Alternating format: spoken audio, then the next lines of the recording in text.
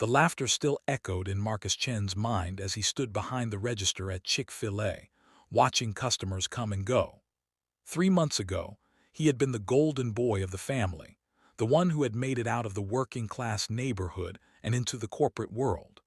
Now, at 29 years old, he was taking orders for chicken sandwiches while his own family mocked him for his downward mobility. The harsh audio flashback of family members laughing during his last family dinner played over and over in his head. A fast food job. At 29. What happened to your big corporate career? His cousin David's voice was dripping with condescension as he spoke between bites of his expensive craft beer and artisanal cheese board. But the tables were about to turn completely. 3 months. That's all it took for the family members who had mocked Marcus for taking a job at Chick-fil-A to suddenly start calling him, begging for work and financial assistance. The same relatives who had looked down on him for selling out to a minimum wage job were now desperate, while Marcus had discovered that his grandfather's dying words had been part of a much larger plan that would change everything. This isn't just another story about losing everything and starting over. This is about how a dying grandfather's secret plan saved the only person who actually mattered, and how the family who thought they were superior would learn the true meaning of humility and hard work. Marcus Chen had lived a life of modest success before the corporate crash that changed everything. He drove a 2016 Honda Civic with 187,000 miles on it, the check engine light having been on for 2 years, the radio only working on AM stations, and the air conditioning that only worked on the highest setting. He lived in a converted garage behind a house in Phoenix with 2 roommates, paying $700 a month for a space smaller than most people's walk-in closets. But it was his sanctuary when the world outside felt overwhelming. 6 months earlier, Marcus had been the golden boy of his extended family. Senior project manager at a tech company called Innovatech Solutions, making $80,000 a year, driving a leased BMW, and living in a downtown apartment with a view of the mountains. His family was proud. His cousins posted about his success on social media, and his parents had started to believe that their son had finally made it in the world. Marcus had worked his way up from an entry-level position to a senior management role over 3 years. He had learned the corporate lingo, mastered the art of PowerPoint presentations, and had become indispensable to the company's growth strategy. His office had a corner view, his salary was competitive, and he had health insurance, a 401k match, and paid vacation time. Life was good, and Marcus believed it would continue to be. Then came the Zoom call that would change everything. Marcus was in the middle of a project review when his manager, Jennifer Walsh, sent him a direct message asking for a private meeting. The meeting started at 2:47 p.m. on a Tuesday, and Marcus had no idea that it would last only 15 minutes and destroy 3 years of his life's work. "Marcus, due to company downsizing, we have to let you go." Jennifer's voice was clinical, professional, and completely devoid of any personal connection to the man who had given his best years to the company. There was no warning, no severance package, no consideration for his contributions, just 15 minutes to say goodbye to 3 years of his life. Marcus sat in his car after the call, staring at the parking lot of the office building where he had spent so many hours. The weight of the situation hit him like a freight train. No job, no income, and a lease to pay. He had some savings, but not enough to last long. The corporate world had chewed him up and spit him out, and now he had to figure out how to survive in a completely different reality. His family's reaction when he told them about the layoff was exactly what he had feared. "Well, at least now you'll have more time to figure out what you really want to do," his Aunt Linda said during their weekly family dinner, her tone suggesting that his corporate success had been temporary and his failure was somehow a blessing in disguise. "Maybe this will teach you to be more grateful for what you have," his cousin David added, sipping his craft beer while Marcus quietly ate his free meal from the restaurant where he'd applied for work just days before. The irony wasn't lost on Marcus that David, who had never worked a day in fast food, was lecturing him about gratitude. The family dinner became a recurring theme of judgment and condescension. Every week, Marcus would sit through conversations about David's latest investment portfolio, his uncle's new business venture, and his cousin's promotion at her marketing firm. Meanwhile, Marcus was applying to every job he could find, from corporate positions to retail work, anything that would pay the bills and keep his head above water. Marcus's grandfather, Roberto Chen, had died 2 months before the layoff, but his influence on Marcus's life had been profound and lasting. To most of the family, Abuelo Roberto was just the old man who spoke broken English, collected vintage watches, and told stories that nobody wanted to hear.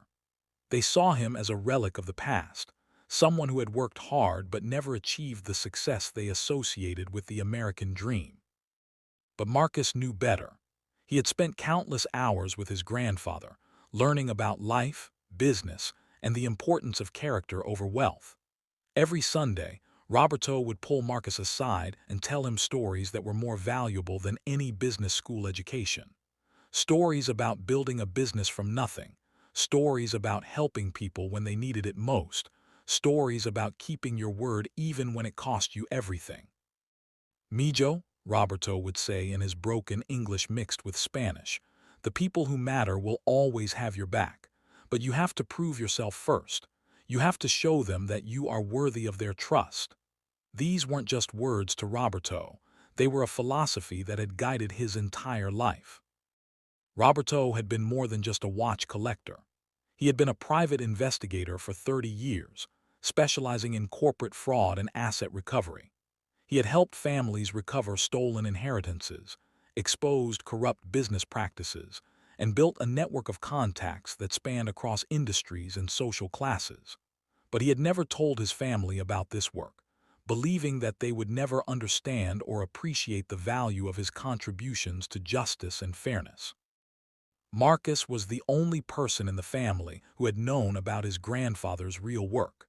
During their private conversations, Roberto had shared stories about cases that had changed people's lives, about the importance of integrity in business, and about the need to help those who couldn't help themselves. Marcus had always been curious about these stories, asking questions that showed genuine interest rather than the dismissive attitude of the rest of the family. The family never understood why Marcus spent so much time with the old man.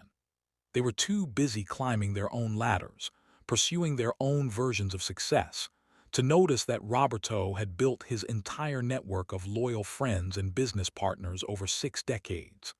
They saw him as outdated, irrelevant, and embarrassing to their modern, successful image. But Roberto had seen something in Marcus that the others missed. He had seen a young man who listened without judgment, who asked thoughtful questions, and who treated him with respect and dignity. Roberto had recognized that Marcus had the character and integrity to carry on the family's true legacy, not the material wealth that the others coveted. Roberto's funeral was held at the most expensive venue in Phoenix, a decision made by the family to give him a proper send-off. The irony wasn't lost on Marcus that they were spending thousands of dollars on a funeral for a man they had largely ignored during his life. The venue was decorated with expensive flowers, the food was catered by a 5-star restaurant, and the guest list included family members who had barely spoken to Roberto in years. During the reading of the will, Marcus held his breath, hoping that his grandfather's investment in their relationship would be recognized. He and Roberto had been close, but family money was always distributed to the important people, the ones who had achieved conventional success and brought honor to the family name. "To my grandson Marcus," the lawyer read in his monotone voice, "I leave my old watch collection and the contents of my safety deposit box." The lawyer's expression suggested that this was a minimal inheritance, barely worth mentioning in the context of the millions being distributed to other family members. The family burst into laughter, not the gentle kind that comes from joy, but the harsh, mocking laughter of people who believe they are superior to others. "That's it," Marcus's Uncle Tony said loudly enough for everyone to hear, his voice carrying across the entire room. "The old man's junk collection. I thought he had more money than that." "Some of those watches are probably worth something," his cousin Sarah added, but her tone was mocking and condescending. "Maybe enough for a few meals at your new workplace." The jab was direct and painful, a reminder of Marcus's current situation and his family's judgment of his choices. Marcus felt his face burn with embarrassment and anger. The safety deposit box contained maybe a dozen vintage watches and some old documents, which the family had already dismissed as worthless. His family had just given him a garage sale's worth of items while they split millions in stocks, real estate, and cash among themselves. "At least you're getting something," his Aunt Linda whispered, as if she was doing him a favor by acknowledging his gift. The condescension in her voice was unbearable, as if she was pitying him for being content with what little his grandfather had left him. The rest of the inheritance was distributed according to traditional family hierarchies. Uncle Tony received the family business, which had been struggling for years but was still worth several million. Cousin David inherited the investment portfolio that had been built over decades. Aunt Linda got the family home, a sprawling property in an upscale neighborhood. Marcus stood in the back of the room, watching his family celebrate their windfall while he clutched a small key to a safety deposit box. The contrast couldn't have been more stark. The family members who had barely spoken to Roberto during his life were now fighting over his material possessions, while the person who had been closest to him was left with what they considered junk. The injustice of it all was overwhelming. Marcus had spent years with his grandfather, learning from his wisdom, respecting his experience, and treating him with the dignity he deserved.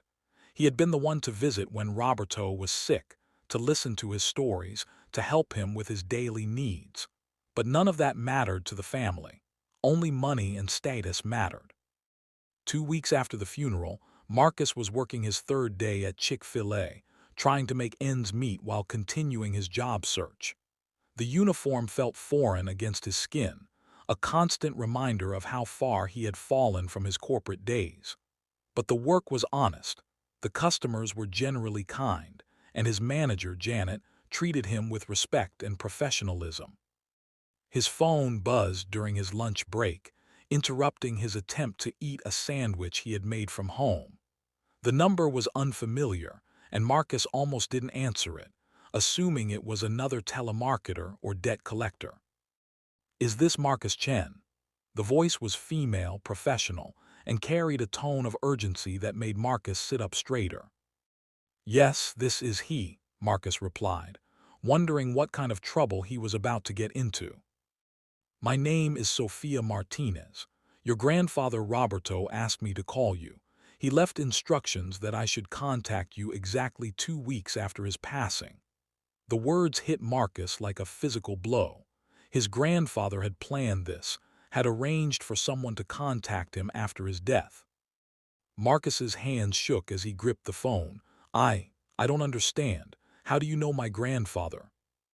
She paused for a moment, as if choosing her words carefully. "He and I worked together for 30 years. He said to tell you this.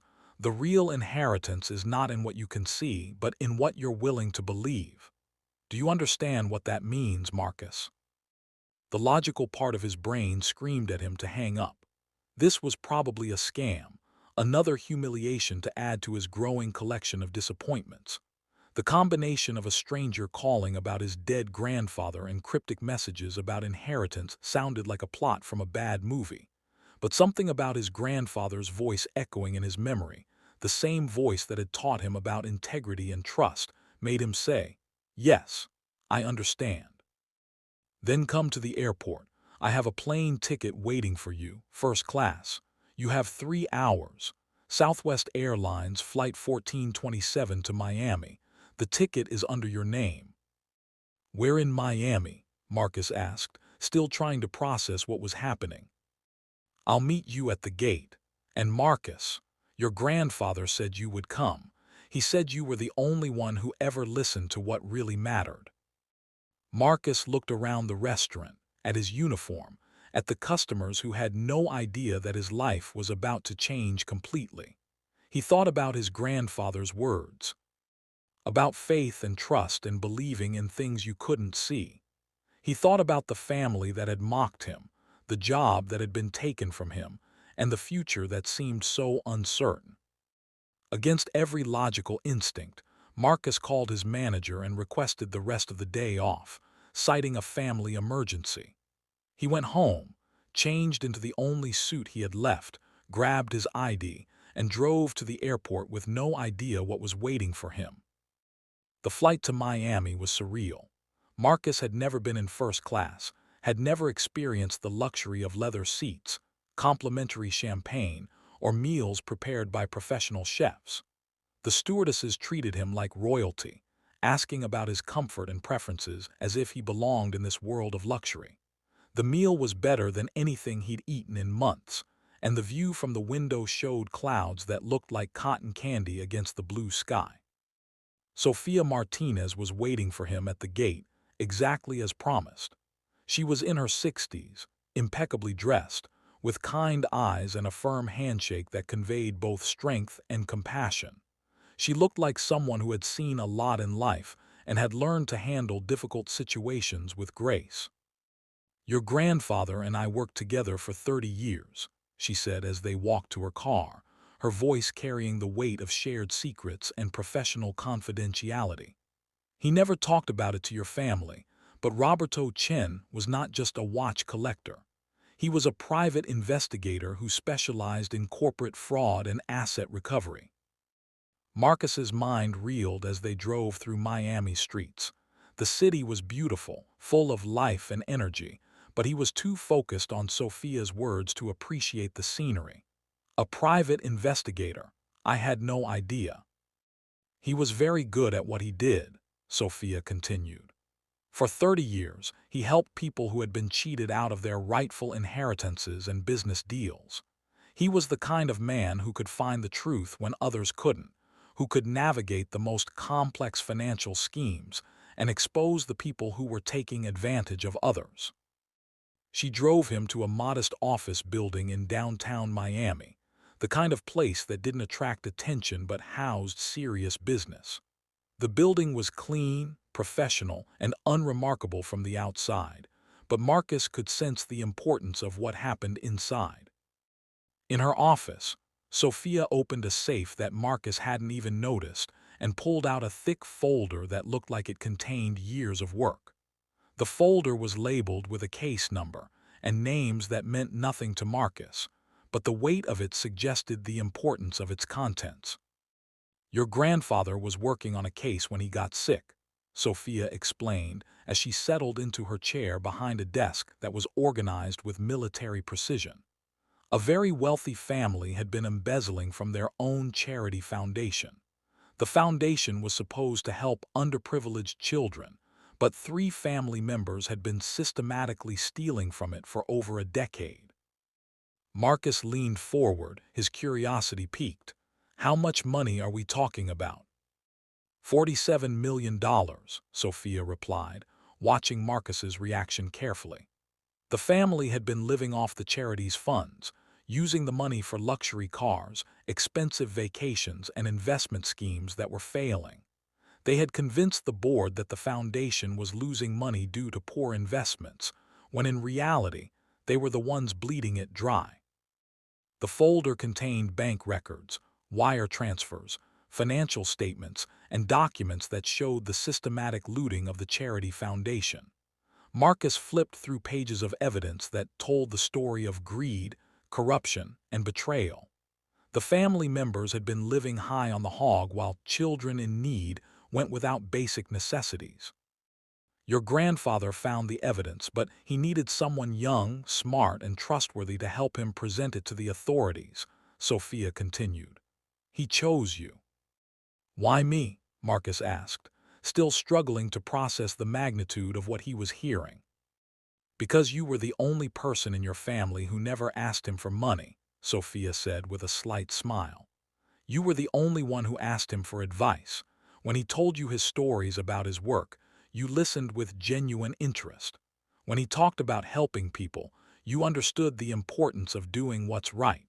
He saw in you the same qualities that made him successful. She opened another drawer and pulled out a check that made Marcus's eyes widen. Your grandfather's fee was 15% of recovered assets, but he never cashed the check. Instead, he put it in trust for you, with one condition. What condition? Marcus's voice was barely a whisper. Marcus must prove he can be trusted with other people's money before he can have his own, Sophia read from a document. He wanted you to understand the responsibility that comes with wealth, the importance of using money to help others rather than just yourself. The case took 2 weeks to resolve, during which Marcus worked with federal investigators, helping to trace the money and build the prosecution. He learned about financial forensics, legal procedures, and the complex world of asset recovery. More importantly, he learned about his grandfather's true legacy and the impact of his work on other people's lives. During the 2 weeks Marcus spent in Miami working on the case, his phone kept buzzing with increasingly desperate calls from his family. The irony was perfect, almost poetic in its timing. The family members who had mocked him for taking a low-class job were now calling, desperate for any kind of work or financial assistance. Marcus, thank God you picked up. It was his cousin David, and his voice carried a desperation that Marcus had never heard before. I can't believe I'm calling you for help, but I'm in serious trouble. What's wrong? Marcus asked, though he had a suspicion about what was coming. The company I work for just filed for bankruptcy. I'm out of a job and I have a mortgage payment due next month that I can't make. The investment portfolio that Grandpa left me, it's gone. The market crashed and I lost everything. Marcus felt a complex mixture of emotions: satisfaction that his family was finally experiencing the instability he had been living with, but also sadness that it had come to this. I'm sorry to hear that. Listen, man, I know you're working at Chick-fil-A, but I was wondering, maybe you could put in a good word. I mean, it's temporary, but at least it would be income while I figure things out.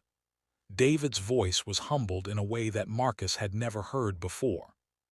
Marcus hung up without saying anything else, leaving David talking to a dial tone. The same thing happened with his Uncle Tony, who called to explain that his family business had failed due to poor management and bad decisions. His Aunt Linda called to say that she had lost the family home to foreclosure and was now living in a small apartment. The family members who had inherited millions had lost everything through bad investments, overspending, and a fundamental misunderstanding of how money works. They had treated wealth as something to be consumed rather than preserved and grown.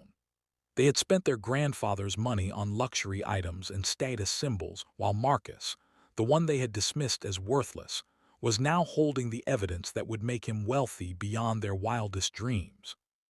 When the case was resolved, Marcus received a check for $7 million. The federal authorities had recovered $45 million of the stolen funds, and Roberto's trust fund had earned interest over the years. The check represented not just money, but justice, vindication, and the fulfillment of his grandfather's faith in him. But instead of taking it all and disappearing into a life of luxury, Marcus did something that surprised everyone, including himself. He called his family back. I want to help, he told them during a conference call that included his parents, aunts, uncles, and cousins. But not with money. I want to help you learn how to work for what you want. He offered his cousin David a job at the new company he was starting, a consulting firm that helped families manage their wealth responsibly. You start at the bottom, Marcus told him. You learn what it means to build something real. Then maybe we'll talk about anything else. His Uncle Tony got a position as a regional manager for a franchise operation that Marcus was developing. His Aunt Linda was given the opportunity to start her own small business with guidance and support. The family members who had mocked him were now working for him, learning the value of hard work and honest effort. The transformation wasn't immediate or easy. David struggled with the transition from being a wealthy investor to being an entry-level employee. Tony had to learn how to manage people and take responsibility for others' success. Linda had to overcome her pride and learn to start from scratch. But slowly, over months and then years, they began to understand what Marcus had learned from his grandfather. They learned that true wealth comes from creating value, helping others, and building something that lasts. They learned that success isn't about what you have, but about who you are and what you contribute to the world. 2 years later, Marcus sat in his office overlooking downtown Phoenix, the same city where his life had fallen apart, and where it had been rebuilt with greater strength and purpose. He had used part of his inheritance to buy the building where his grandfather had once worked as a private investigator, transforming it into a headquarters for his consulting firm, Legacy Recovery Solutions. The company had grown beyond his wildest expectations. They helped families recover stolen assets, exposed financial fraud, and educated people about responsible wealth management. Marcus had hired a team of investigators, financial experts, and legal professionals who shared his grandfather's commitment to justice and integrity. His cousin David had worked his way up from entry-level employee to regional manager, earning respect through hard work and dedication rather than family connections. His uncle Tony was a successful franchise owner, having learned the value of building a business from the ground up. His Aunt Linda had started her own small business, a consulting firm that helped other families avoid the mistakes that had nearly destroyed theirs. None of them were wealthy in the traditional sense, but all of them were successful in ways that mattered more than money. More importantly, all of them understood the value of hard work and honest living, and they had learned to appreciate what they had rather than constantly wanting more. Marcus kept one of his grandfather's old watches on his desk, not one of the valuable ones, but the first watch Roberto had ever given him. It didn't work, but it didn't need to. It was a reminder of the lessons that had been passed down through generations, the values that transcended material wealth, and the importance of character over circumstances. The final lesson was clear and profound. Real wealth isn't measured in dollars, but in truth, family, and the courage to trust when nothing makes sense. The smallest gift, a broken watch, a cryptic message, a leap of faith carried the biggest secret about what truly matters in life. The family had been fighting over a board of fool's gold, competing for material possessions that could be lost as quickly as they were gained, while the real game was happening on a completely different board. The real wealth was in relationships, character, and the ability to help others succeed. Marcus often thought about the contrast between his grandfather's generation and his own. Roberto had lived through the Great Depression, served in the military, built a business from nothing, and helped countless people over the years. He had understood that wealth was not just about accumulating money, but about creating value and contributing to society. The family members who had mocked Marcus for his downward mobility had learned the hard way that material success without wisdom and character is meaningless.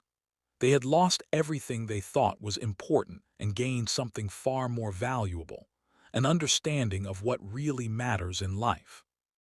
Marcus's consulting firm had helped recover over $200 million in stolen assets for various clients, but the real success was measured in the families that had been reunited, the children who had received the education they deserved, and the communities that had been strengthened by honest business practices.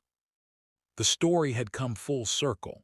Marcus had started at the bottom, lost everything, and then discovered that the most important things in life were not lost at all. They were hidden, waiting to be found by those who had the courage to look beyond the surface and trust in something greater than themselves. The moral was simple but profound.